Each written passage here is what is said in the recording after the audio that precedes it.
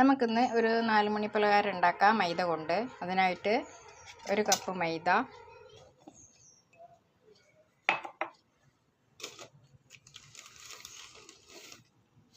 1 കരണ്ടി അരിപ്പൊടി,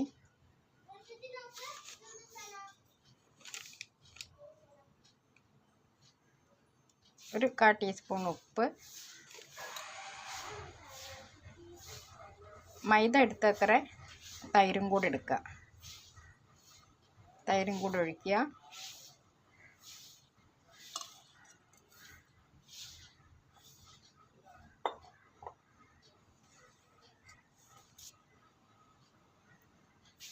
ഇനി കുറച്ച് വെള്ളം ഒഴിക്കുക. ഒന്ന് നന്നായിട്ടൊന്ന് മിക്സ് ചെയ്യാം.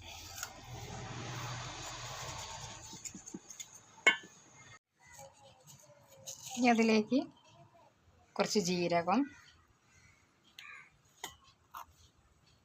1 നുള്ളു ബേക്കിംഗ് സോഡ,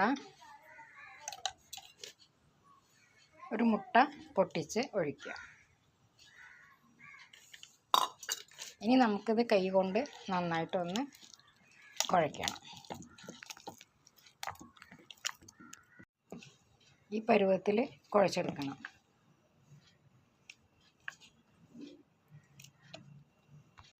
ഇനി നമുക്കിതിലേക്ക് ഇഞ്ചി, പച്ചമുളക്, സവാള, കറിവേപ്പില ഇത് നന്നായിട്ട് അരിഞ്ഞത് അതും കൂടെ ചേർത്ത് കൊടുക്കാം.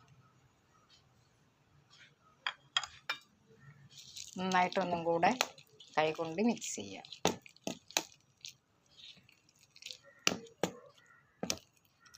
ഒരു 10 മിനിറ്റ് റെസ്റ്റ് ചെയ്യാൻ വെക്കുക. എണ്ണ നന്നായിട്ട് ചൂടായി വന്നിട്ടുണ്ട്.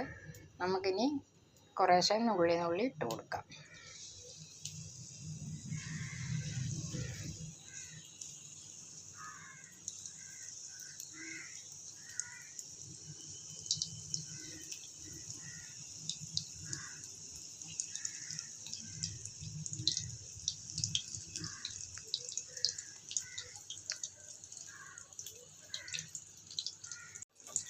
ഇത് നമുക്ക് കോരിയെടുക്കാം.